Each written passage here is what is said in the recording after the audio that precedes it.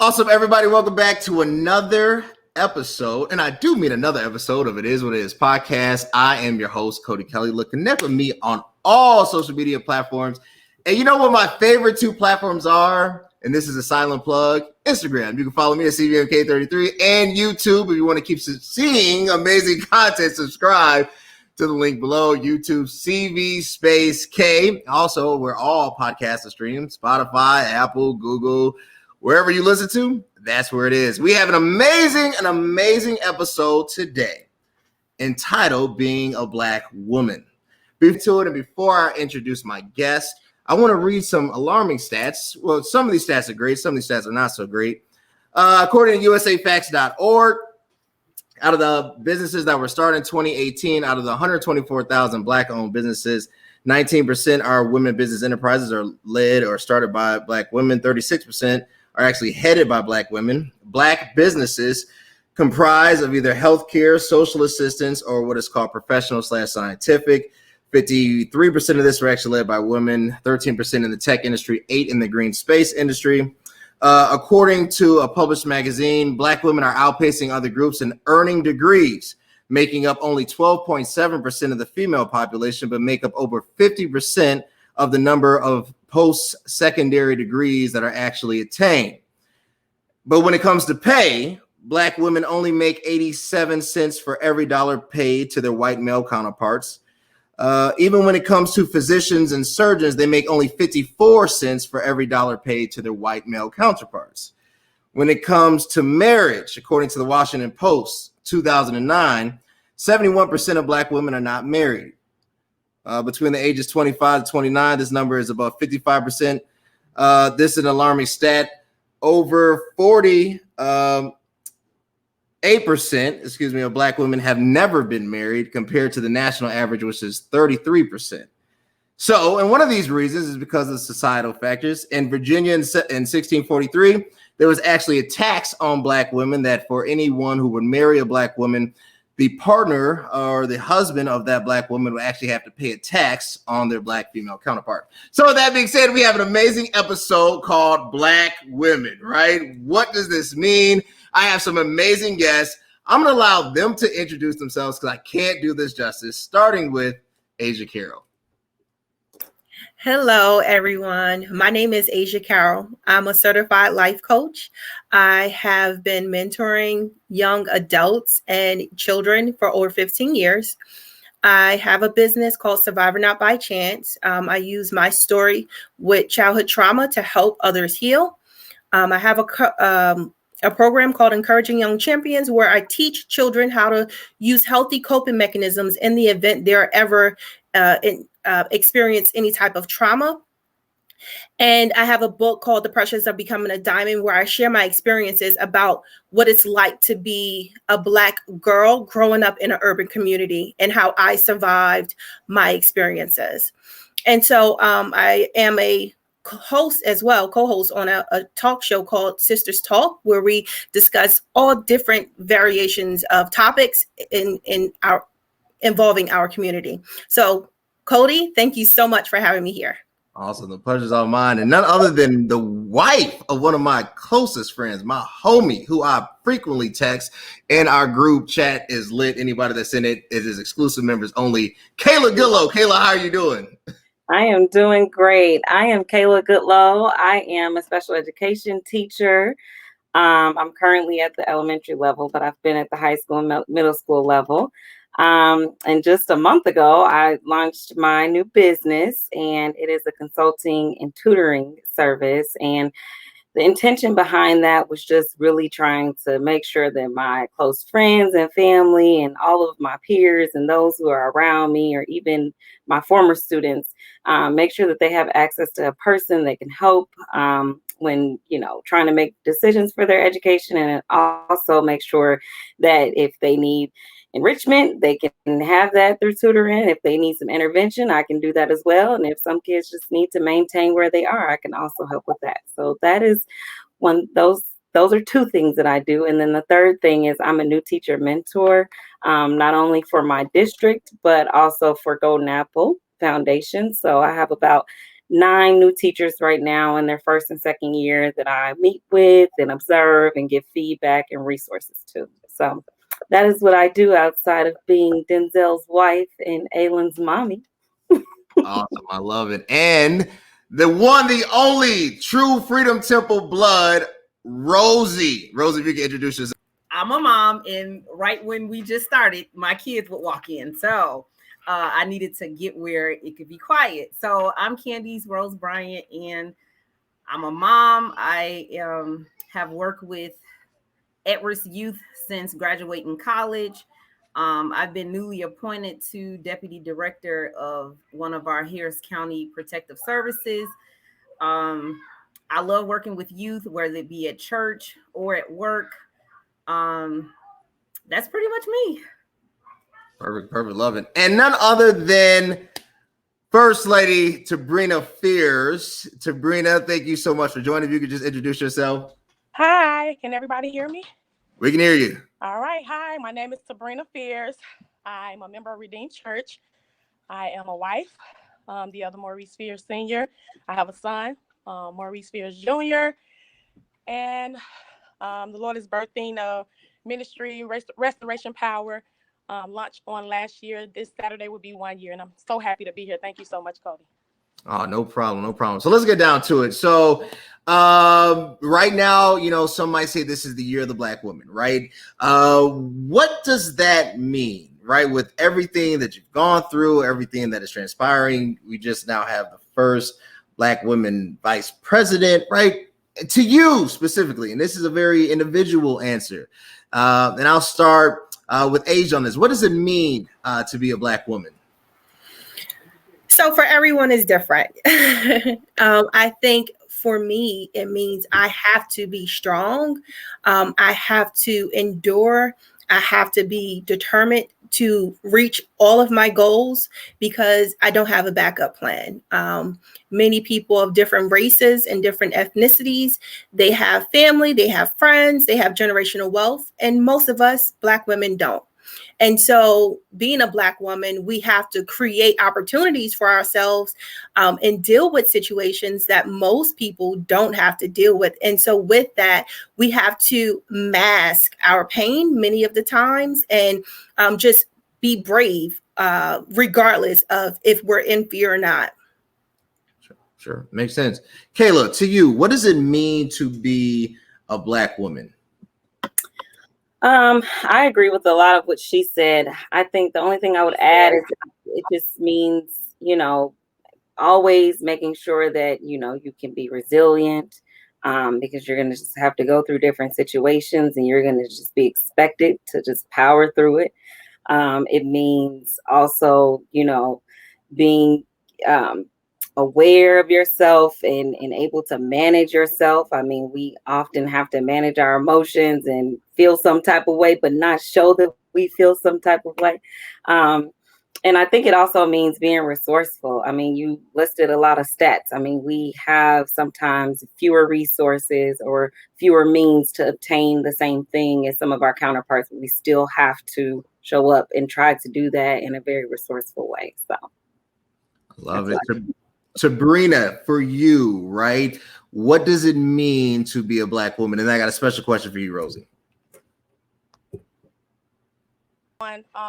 Just want to add being confident in who you were created to be. Of course, we learn it along the way as we go on in life, but being confident, being supportive, of course, being a Black woman, it's just being strong, you know who you are, and being supportive of everybody else. So I'm excited that I'm a Black strong woman. I like it, being strong. Rosie, so new president, thank God, new vice president, right? What does this mean, right? Like, is this something that we, you know, that is beyond symbolism that you needed to see representation in order to go forward? Like, when you look at Madam Vice President Harris, like, what feelings are conjured up? Okay, so of course I got my pearls on. But I guess I want to start here. So when I think of Kamala Harris, I think of hope, right? She was a part of the first children to be integrated in her school. She was the first district attorney in San Francisco. She was the first attorney general. I mean, she's the first Black woman president. What that allows me to do and think about is that I still have some first things that I want to do, that I want to become, that I want to share, that I want to walk in as purpose. So what she does for me is, we all know, I mean, she's Black. So there was barriers, there were ceilings. There were times that she had to bite her tongue. There were times she was uncomfortable, but still she was able to get to this place. And we know that this wasn't an easy journey. We also know that it's not always the others that come for you. Sometimes it's your own people that come for you. So what she does for me is, she allows me to dream. She allows me to set some more goals for myself. She allows me to rise, because she got there. And let's be honest. If there was going to be a first Black president or vice president, we all know she was going to be a Black woman. We're the strongest being to exist. So that's kind of what it is. That is what it is. It's a bold statement. We're the strongest being to exist. Hey, I want to throw this one. I'm gonna follow up. We're gonna go there. Asia, I want to throw this one to you. Sure. Do you get tired? I mean, like, it's cool to be the first, right? Like, you know, it's cool. It looks good. You put on a resume, like, first person walk on the moon. But really, the reality of it is it's a very exhausting process, right? I can think of in my own life, even some of the things I've accomplished. I don't like being the first all the time. It's draining. It's like I got to represent, you know, Negroes I ain't never met. You know what I'm saying? So, Aisya, for you, right? Tell me about that. Like, how do you keep the same energy? So I agree with you, Cody. It's very exhausting being the first Black woman in any situation. I was the oldest child growing up, and so I had a lot of responsibilities. And so I automatically knew this was going to be my reality, regardless of whatever situation I was in, if it included work or anything. Many Black women are primarily the first ones to graduate high school, or the first ones to graduate college, or the first ones to start their careers. And so it's something that's normal for us. But at the same time, that responsibility is heavy. And so we're always expected to be brave. We're always expected to just keep going despite our emotions. If we may have to deal with grief, and even with us dealing with grief, we still have to be like all the way up here, regardless of the situation. And it can be very exhausting. Sure. No, that makes sense. That makes sense. Kayla, I want to throw something to you.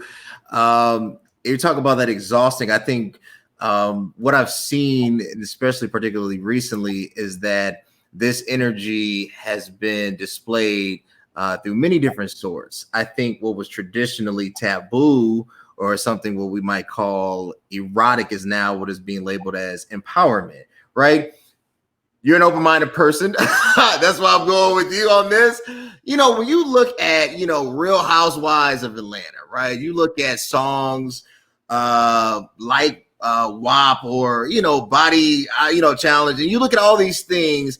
You know, on one hand, you might have a generation or a particular sect that just shuns it, says like the devil, you know, and on another hand, it's like, no, it is a creative element. It is an artistic element, right?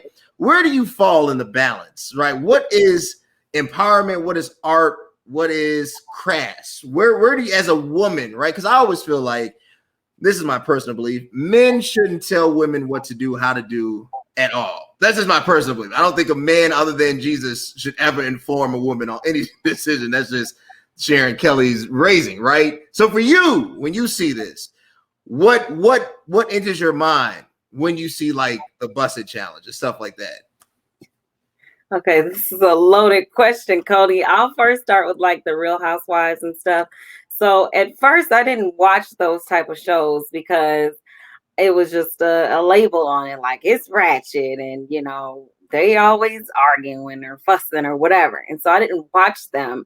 And then it wasn't until recently that I've started to watch some, and I don't watch all of them, but some of them where there's a little bit more seasoned women that I can, kind of like, I don't want to say glean from, but just kind of see how they navigate different situations. And that's the lens I watch with now. And I look at those characters and I'm like, this is their life that they're allowing us to look into. And these are their experiences. They have trauma, they have baggage, and this is everything just coming together and being portrayed on a screen. So it's like, who am I not to value what that sister has to bring to the table or to media or to the world? And so I try not to look at it and just automatically like wipe it out like, oh, that's not an option. And then like challenges like the busted challenge and things like, of course, I won't be posting a challenge like that. I mean, but that's not to say that I won't be dancing like that at home with my husband. But I mean, I'm not going to post it, but I don't judge people who do post it because, they have, different things that they're willing to do. And so I've really moved to a place where, I am just accepting of how everybody wants to live their own life. And I appreciate that because I think there's something in it for everybody. And there's other people who are coming up after these women that are able to feel, I mean, there's even in these challenges, there's a lot of self-love that's being revealed. And so these women are loving their bodies and they feel like they love them enough to show them, in a way, in expression. And so that's a great aspect to it. But I know that it also can look, negative as well. So I just try to look at the upside in it and just embrace it because I really like to, build up our Black women and not tear each other down. I love it. I'll give you that one. That was for you, my friend. I'm just always thinking of you, partner. Hey, so Tebrena, you are a leader in the faith. Women empowerment, isn't really, it's kind of like, I won't say stagnant in the faith, but I will say it is definitely defined. I think, and that's fair. I think everyone has a right to define what it is or what it should be. Where do you draw that line of balance, right? Like, yeah, you're a person of faith. You're a leader in the faith. You have your own ministry. You and your husband and, Pastor Fears and everybody, they do amazing work. I've had the pleasure of having the Elder Maurice Fears on here, and I've had the pleasure of having Pastor Marcel Fears on here a couple of times and having him come back. It's going to be an amazing episode when we do it. But for you as a woman, right, where's that like hands off, like allow them to be them moment, or is there? Yes. So allow me to be me moment. Correct. Sure. Okay. So, of course we have to be who God created us to be. And sometimes there will be challenges, of course, because a woman in the faith, it can be a challenge. But I'm excited to have people that support me in the ministry that God has given me. And so I have my church family who's very supportive, my pastor and first lady who's supportive, and my husband who first when the Lord spoke to me about this ministry, I of course talked to my husband first about it. And so we definitely will face challenges, but you have to be who God created you to be. And sometimes, along the way, things will change. You know what I mean? Like God can say something and then it's like you're not on board. You're not at the faith that you should be to say, yes, Lord, I'm going to do this. And so sometimes you go back and forth. But when you stand firm in the faith of God and ask God, is this what I really should be doing? You're going to do it no matter what. No matter if you get the support, no matter if you get the love, you're going to do it because God said do it. And so sometimes you're going to get, you're going to be looked at a little differently.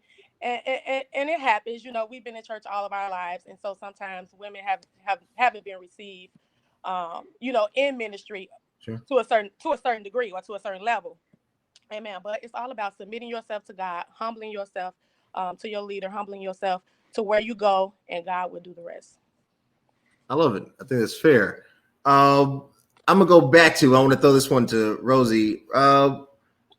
With that being said, what is so appealing about the Instagram life? It's not just a woman thing anymore, right? Like, I think it's it's an addiction to something, whatever that thing is. But specifically, it seems like what is being displayed, particularly on IG, is that if you have certain features, I'm trying to say this the best way I can, you get better responses. This leads ultimately to a better life. I'm not a woman, right? I don't know. It's not even a thing, if I want to see it, I'm married, thank God, right? So for what is that appeal, right? What for women, or is there an appeal, or is that something that you have to wrestle with? Like, man, I gotta, maybe I need to do more squats. Like, what's going on here? So I guess how I would address that is the women who were allowed to see their best features that are presented, they look amazing. If you've had children, you're like, dang, I wish my body could look like that. And I mean, we make plans to do some of the things to look that way as well. But as far as like the Instagram life or lifestyle, I'm definitely not the one. I'm not driven by that. I'm the woman that it needs to be a little more substance. So, you got big boobs, big butt, but where the brains at, or, are you making your own money, or, those kind of things. So, I mean, it's posting pictures. We know that pictures can speak 1,000 words. We know that most people project what they want you to perceive as their reality. Sure. Some of the pictures are people actually living that life, and then you have pretenders. So I think that to really be kind of like driven or self-motivated by Instagram or the life you think people are actually living, doesn't really inspire me. That doesn't really move me. I have other motivators or triggers. I do appreciate their bodies. One day I plan to have one too. However, other than that, it's not a big thing to me. I post whatever I want to post. What I don't post, I feel no pressure to post. I've moved past like what people say or what they have to say, or none of that stuff really matters to me. So my drive for like the Instagram life is kind of irrelevant for me. I like it. Well said. Definitely. I think like all of us, we want to live our best lives and we all want the best look for ourselves, but it's not like we live for it, right? Like if it comes, it comes, and God is still good regardless. Aisya, I got something for you. So I read over a stat on the pay inequities, right? 87 cents per dollar in higher income earning brackets. So basically salaries above 100K or more. That number is closer to 54 cents per dollar for your white male counterparts. Why, if you're the highest or the demographic that is earning the most education, you are still the least paid? How do you get around this barrier? Well, one, I always advise any Black woman who is going in a specific industry to do research about that industry. Look up to see how much people are making in your area in regard to that industry and how many years they've been doing it. So primarily, we don't know. And so that's the reason why we don't receive our fair wage. And then secondly, we're not respected. Because we're not respected, we automatically feel we have to take what is given to us. And so it causes this huge gap because many of us are, if not single moms, but we are trying to make it the best way we can, even in relationships. It's hard. So do you take a job knowing you're not getting your fair wage, or do you not take the job at all? And so it comes to a dilemma of, do I provide for my family, or do I do what's right and stand up for what I believe in? And when we do that, they'll go to the next person who will take it. And so that's why there's such a huge gap. Not only that, but corporations have found a way to get around the gray area with discrimination and racism. And so now they have microaggressive tendencies. They have gaslighting in these different situations where people believe what they're receiving is accurate and it's not. Awesome. Take us further into that. You're disrespected, gaslighting. Just in case the audience doesn't know. I mean, I know I've seen it, but explain your story. Sure. So, for example, if I'm a manager and I tell one of my subordinates to follow a task, and it's a white male, sometimes they don't want to do it because they feel I'm a Black woman and they don't need to listen to me. And it happens. Or I may be a Black woman in a field that I specialize in it, and I know exactly what I'm doing, but my work is questioned every single time I'm doing my work. And none of my coworkers stand up for me and say that I'm right. They only co-sign with the boss. Kayla, how aggravating is that to feel marginalized? I guess the question for you is, if this is true, can you find your place in corporate America, or do you have to, like you mentioned, as you started, you just started your own entrepreneurship efforts? Is that always going to be the thing that we have to go to because we can't find peace in this other area? So I'm not in corporate America currently, but just go ahead and speak that into existence, Cody. But I think, in the school and in the classroom, I'm often one of the only African-American teachers in the building.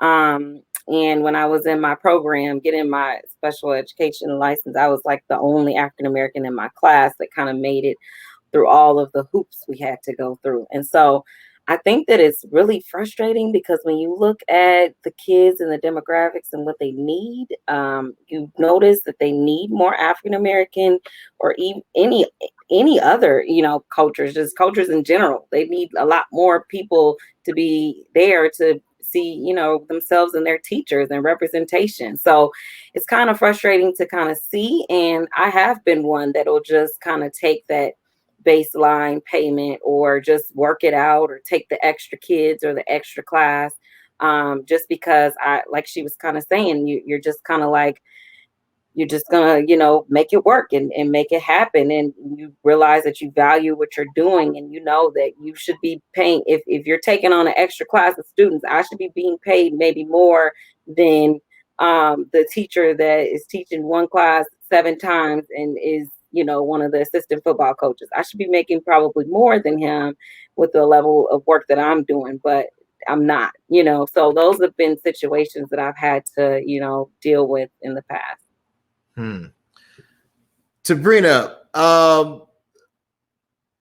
it seems like the quote unquote Black church really is the only institution where you see an overwhelming representation of leadership.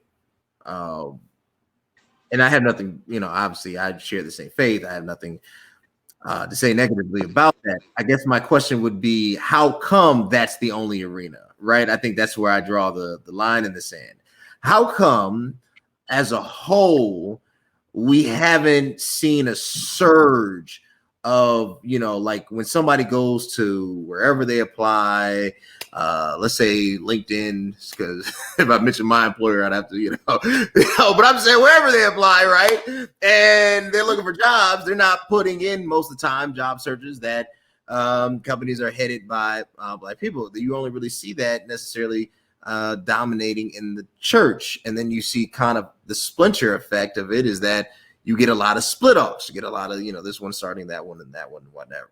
So my question for you, Tebrena, really, what do you tell your congregation, right? You're over a mass, you're over leadership. You get the chance to speak to the women at large, and you don't want them to be boxed in. What do you tell them? Just to be open-minded about everything. Like, we can be boxed in if we're just looking at looking at it in a narrow mindset or a carnal mindset or, different things of that nature. But, just be open to change. Because we evolve, people evolve. God do different things for different people, different individuals. And so we have to be able to receive what God is saying. And if we have a mindset that we're focused in one area, we're not able to receive what God is saying in another area. And so we have to be open-minded. We have to be, of course, open to each other, willing to learn from each other as well, and be very supportive. We got to come out of that box, of thinking one way, because it's some right in everybody. And so we have to be able to learn from different people, different individuals. And so, yeah, that's how I feel. Makes sense. Rose, I'm throwing this one to you. I read the statistic about Black love. The 71% Black women currently are not married, compared to, I think, the national average is only 48%. I've read some of the laws that have prevented marriage from happening. Now, I don't how you define it and whatnot. I tell, be you. Like, I'm not here to argue with you. Be you. So if you think I'm going there, I'm not. But I am saying, when it comes to Black women specifically, they are the largest demographic of unwedded individuals. How has that been for you? How the difficulties and finding a partner?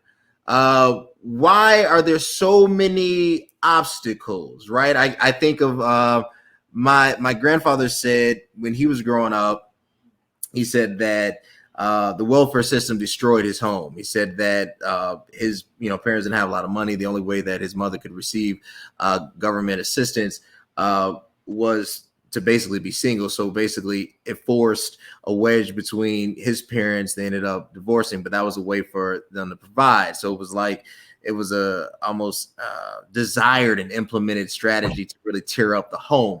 Why is it seems like for Black women, there's such a hurdle to overcome to find a partner? Ooh, that's a loaded question. I'm gonna start here. So sure. One of the things is a lot of times when the Black woman is kind of focused on accomplishing a goal or finishing a dream that she's had, you kind of narrow. It's like narrow vision, and a lot of times, it's hard to be focused and distracted at the same time. So a lot of successful women who are like, Fortune 500 and CEOs and COOs, a lot of times you may find that they're single, right? Well, the other part of that is that a lot of times that woman who is that at that level, she's a little intimidating. We all know that she's probably strong, right? Part of that is sometimes the Black woman can be too strong. And we sometimes don't allow ourselves to be vulnerable. Well, I've kind of learned in my own experiences, my own self-reflection, therapy, and things like that, is that most men, they want to be wanted. They want to be needed. But the strong woman, she got it. So it's like, and it's not that we don't want a man. It's like, but I don't need you. I may want you, but if you leave, I'm good. That's why I got my own. So it's kind of like the Black woman in survival mode, where we always got a plan B, so the Black woman says, I'm going to be successful whether I'm married or not. You can have children whether you married or not. And the truth is, we can accomplish, and success is not just if you're married or not. So you have people accomplishing a whole lot and they're single. But is that a bad thing? Is it bad to have standards? Because the truth of the matter is, most of us can go and get a John. John probably not quality, but we can have somebody at the house, But now it's based on, all right, I want somebody at the house, but I kind of need some other things in place. Just like the man who wants the woman who is the trophy wife, but she doesn't cook, she doesn't clean, she doesn't work. I mean, it's like, I'm looking at you, you're beautiful, but what else do you have? So it's kind of the flip side where men can do it, but then it's like, you know, the Black woman is looked at, oh, what's wrong with you because you're still single? Nothing's wrong with me. It's called standards. You know, I've been married, now divorced, you know. It's a different world now. You know, I know our mothers and grandmothers and great grandmothers, they stayed with men until they died, right? Right. But part of that wasn't necessarily love. It was stability. And that man provided for that home, and that woman couldn't do without that man. Well, now the tables have turned. The Black woman is able to go and get educated, make that same money, and provide whether she has a man or not. So, yeah, you gave me a loaded question. That's my response on that. I like it. To follow up, I was thinking of the song you said that. I was thinking of Jamie Foxx. She got her own. I love her because she got her. You know, like I hear this intimidation factor, and obviously it's gonna vary from person to person. I've never thought of it like that. I mean, I've never thought like, oh, I'm intimidated. I was just like, okay, you know, whatever happens. And I totally agree. I think the generation prior stayed together kind of not out of love, out of necessity. And, you know, you find out that, you know, yeah, they were married for 100 years, but 85 of those years was messed up, you know? So, you know, and now people are like, no, we ain't doing that, you know? So I think it just has to be something that have to, you know, really be fleshed out. Aisya, that's why I want to throw this to you. And then Kayla and Tebrena, I got something special because I'm going to really focus on your Boazes, right? I know yours, Kayla's, very well. And Tebrena, I think these questions are perfectly in line. But Aisya, so talk about that intimidation factor, right? Like, are men intimidated? Is there this type of like reverse egotistical, you know, when I see a strong Black woman that might make more money than me, all of a sudden, you know, I can't think, I don't remember my name, I need somebody so I can feel better? I mean, is that common? Oh yeah, I'm single. I've been single for 8 years on purpose because I refuse to lower my standards to be with someone just to say I have a man or a woman. You know, I just refuse to be in that situation. It's so many people who are in marriages and relationships that are miserable. And I'd rather be at home at peace by myself than to be in a relationship with someone just to say and brag on Facebook and Instagram that I have somebody. You know, it's a stigma in our society. They put too much pressure, I think, on Black women. We're not respected primarily. And so men of our race and other races don't respect us. And so that lowers their visibility to want to see us in the light of who we are. Yes, we may be intimidating because we had to grow up quickly, or we had to be the sole provider for ourselves. And sometimes we would be in relationships where we did have a man and we were the provider for him, our families, and everyone else. And so people don't look at that part. You know, when a woman has been in those situations, we automatically say, especially I know me as a Black woman, I'm not doing that again. You know, so I think the intimidation factor comes in because we're misunderstood. We're misunderstood a lot, and people mistake our passion for anger. And we're very passionate women. We're very passionate. Even when it comes to the way we dance, the way we do our hair, everything comes from passion. And so that can be misunderstood. And so that's why a lot of us may be single. Hey, I like it.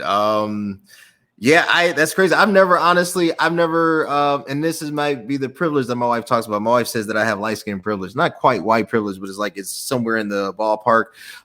So like, I've always kind of been the one to provide. Like, I've always had, you know, but like, I've never thought of it that for our other brothers that might not have been afforded the opportunities that I've been afforded, that might be an intimidating factor, right? Like, I was just being me. And then I had the fortunate opportunity to be raised by Sharon Kelly, who was Superwoman. And, you know, so like, I knew I was voting for Hillary Clinton in 1998, right? Like, that's kind of how my upbringing went. So Kayla, I'm going to go to you. How did you get around this? You found your Boaz in my friend, the one and only Denzel Gucci Goodloe. You found this big chocolate man who's about 6'2.5". I'm gonna give him his due. I know he's not, but I'm gonna shout y'all. I'm gonna give you 250, D. I know you're a little bit more. But I'm gonna give you 250. Oh my. How, as strong as you are, and I know you both met in college, right? Rosie said something about being focused and distracted. How did you overcome that? I was just shaking my head when both of them were talking. I do not fault women who decide to remain single or to become single, because it is a lot to, be focused and distracted. I've never put it that way, but that is like a really great way to put it. I was highly focused on my education. Anybody that knows me knows, like, I'm in the library till 2 a.m. every day, like every day, not taking a day off. And I think one thing that was helpful in that time was Denzel did not get in my way. He was like, okay, you're going to the library. I'm really not trying to go to the library. It's 2 o'clock, but you do your thing and I'll see you afterwards, or something like that. And then, he always, respected what I was doing. I was the type of girl that I told him from the beginning, like, I'm not just dating to date. If you want to be with me, you're, saying that you feel like God calls you to be my husband. I don't have time to just date people. So if you're still calling me, you still want to be around me, I'm assuming that God has confirmed that to you, and he'll confirm that to me as well. And so I was always about the business. I mean, I still am. And so it's really hard even now to kind of juggle, like, that feeling of, okay, you just had a child and maybe you should focus on your child and raising your child. But at the same time, you're like, but you can also start this business to be your child's teacher one day. And so you just have to constantly juggle so many things. And then you have your husband that, is doing things with his career, and you need to be in alignment with him, even though you also have goals that you're pursuing. So that even becomes a challenge at times, because you want to be doing things alongside him and not necessarily like, okay, I'm going to be winning all the bread for us, and then you come along. So it's just a lot of different factors to kind of factor in all the time. But I do appreciate him just always just letting me do my thing how I do it, because it's so important to have identity. Regardless of being married or not, it's important to be who you want to be as a woman, or you'll be bitter. You'll be bitter either today, tomorrow, or 20 years from now. You're gonna be bitter at some point if you can't be who you are. And so that's really important to me, and that's something that helped along the way. No, I like it. Shout out to Gucci Goodloe. He's watching. Thank you. Absolutely. I totally agree with the identity piece. I mean, like, I tell people all the time, like, April can do her own thing. I don't, I'm her husband, not her master. I don't really, I don't do that. I don't go through a phone. It's just not me. I stay in my space and I try to be as the best I can. Tebrena, I want to go here with you. So you married the Right Reverend Maurice Fears. You married this yellow brother, and I got a soft spot for us yellow brothers. I love all my brothers, but I love my yellow brothers too, right? So tell us about, how did you stay focused and not be distracted, right? Because I mean, sometimes people think that, when you're in ministry, God is gonna hover over you and speak from the clouds and say, "This is your husband in whom I'm well pleased." Marry him on this date, and it doesn't work like that. So talk to us about that. Yeah, so Maurice and I were dating. Man, it was amazing how we met each other. We were in church all of our lives, but we never knew each other. And so I didn't know of him, he didn't know of me. And so one day I was at St. Mark Church of God in Christ, and I was directing the choir.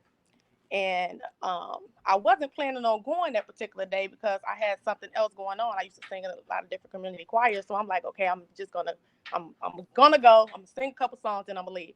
So directed the choir, getting ready to leave out.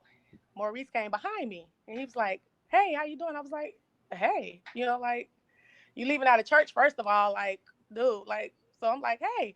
So he get to talking and we get to talking to each other, and I kind of blew him off in the beginning.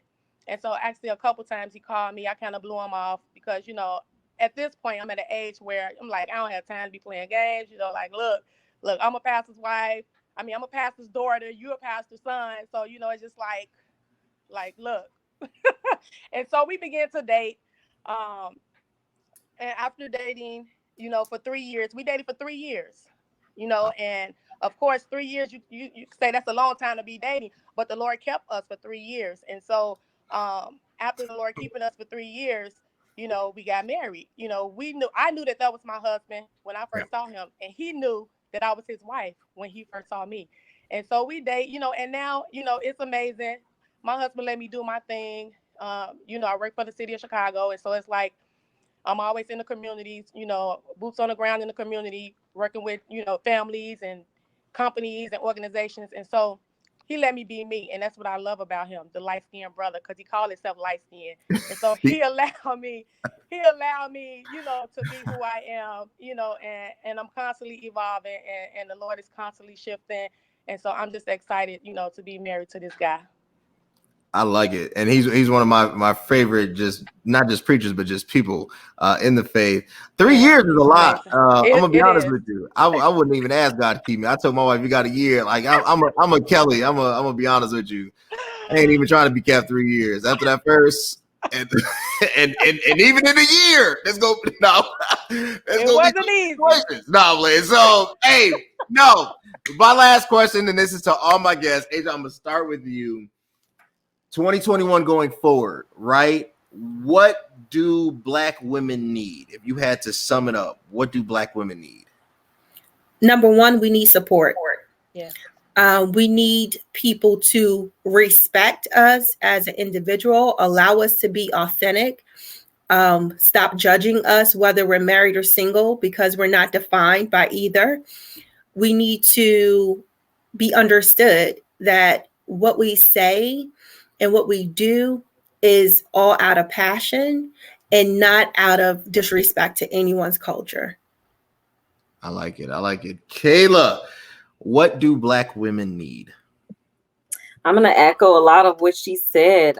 We do need support. I can never do anything without acknowledging the Black women that stand beside me and hold me up or empower me. I mean, your wife being one of them, that's my girl. I can't do it without them. I'm very passionate. I'm strong, but at the end of the day, I need a sister. I need my mom. I need an auntie, my mother-in-law, somebody else to lean on and glean from. It's a village. Women, Black women, we rely on our village, and it's so important. So I would say support, opportunities. If you give us an opportunity, you better watch out, because we are going to excel at anything you put before us. And still make sure that we do it with excellence. I think there's a belief that Black women don't do things in excellence, and we absolutely do. And so opportunity, support, and the last one I would say is space.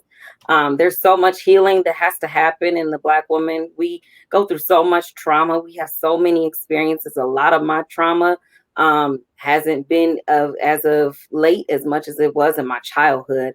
And those things we need to be able to work with and deal with and work through, and have that space to talk to a therapist or whoever, first lady, whoever your person is, because then it can enhance whoever you are and whatever you're doing. And it enhances the next generation, because you'll be able to pass love, freedom, confidence, all of that to your daughters, as opposed to, hurt and bitterness and pain and frustration. So space, support, opportunity.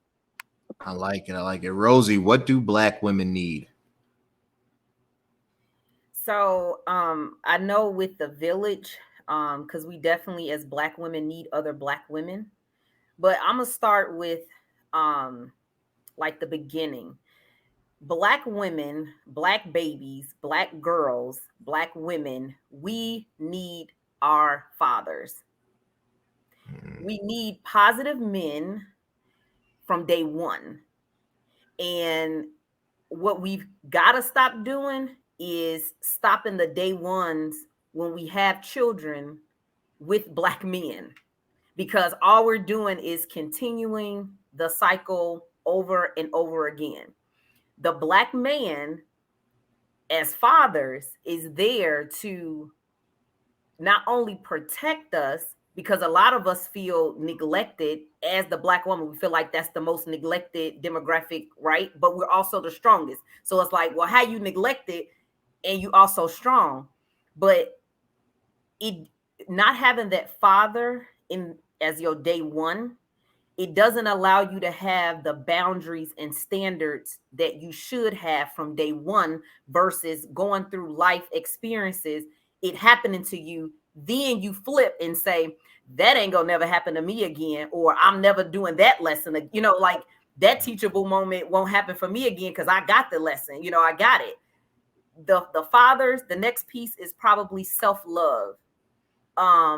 Because there is an absence of like the day one, the dad. We all have experienced, if you Black, you've experienced trauma. And then if you grew up in Chicago, you definitely experienced a whole lot of trauma. Right. And the self-care and the self-love is necessary because that's the only way we can continue to move forward. You know, that's what's necessary. The third will probably be the therapy. Every person needs a therapist. We all need to be able to get the stuff that's in us out. You got to get it out. So dad's counseling and self-love. Dad's counseling and self-love. Amazing. Tebrena, what do Black women need? I would have to say we need of course, that safe space. We need transparency, and that safe space can be our family. Like me, I pull on my sisters a lot. I have a couple friends I pull on a lot. So we definitely need that safe space. We need transparency. So when we face difficulty, we can talk to someone that is very transparent and telling us how we can overcome it and not allow us to go through it and not support us in coming out of it. We need opportunity, of course. I think that was my last one. We definitely need opportunity so we can be strong and keep going forward.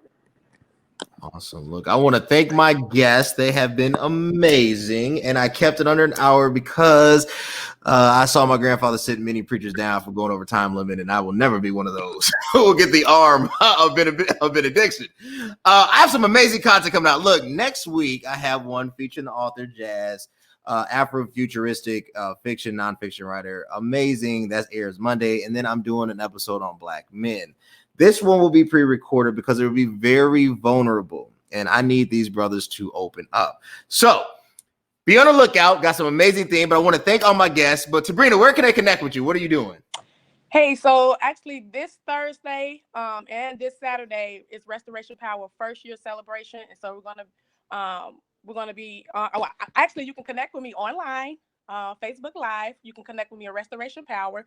You can connect with me on Instagram, Tebrena Fears, and you can connect with me on Facebook again, Tebrena Fears as well. Of course, my church, Redeemed Church Joliet, and then you can connect with me with Chicago Park District if you're looking to connect with me in the community.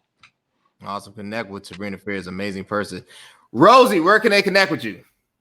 I have Facebook, Candies Rose Bryant. Instagram, I think is Roses Are Red. That's pretty much the two platforms that I have. I'm not a huge social media person, but yeah, that's where you can connect with me at. Awesome. Connect with Rosie. Kayla, where can they connect with you?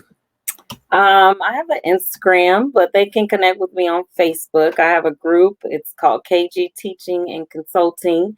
Please connect with me there.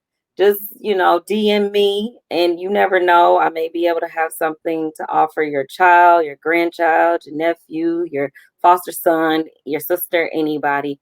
I'm not just working with students that are behind. I'm working with students that want to move forward and those that need to also maintain where they are in the midst of this pandemic. So thank you. Connect with Kayla. Support Black-owned businesses. You know how you support Black-owned businesses?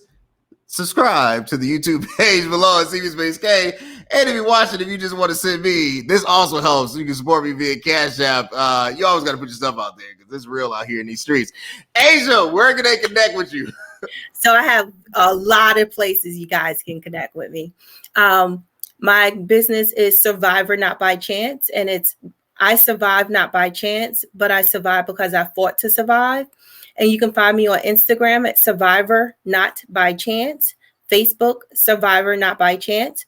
Also, you can find me on Sisters Talk, SISTAS Talk podcast. So I look forward to seeing you all. Thank you so much for the opportunity again, Cody. Oh, it's my pleasure. And anytime you guys want to have me on the show, you know I am a willing participant. I appreciate it so much. Definitely. We'll definitely make that happen. That'll work. Look, connect with these amazing gifts to humanity. You know, one of the things we have to do is we have to appreciate our own. And a lot of times we don't until it's too late. And then we want to cry at the funeral and sob in tears. And I'm on the understanding, do not cry at a funeral when you haven't supported somebody. You know you didn't love them. Don't act a fool then, you know, just because they on their way to heaven.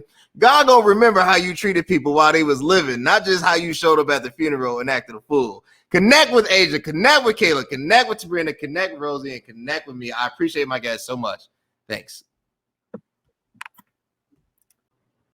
Hey, what's up, everybody? You like what you saw? Were you entertained? Were you informed?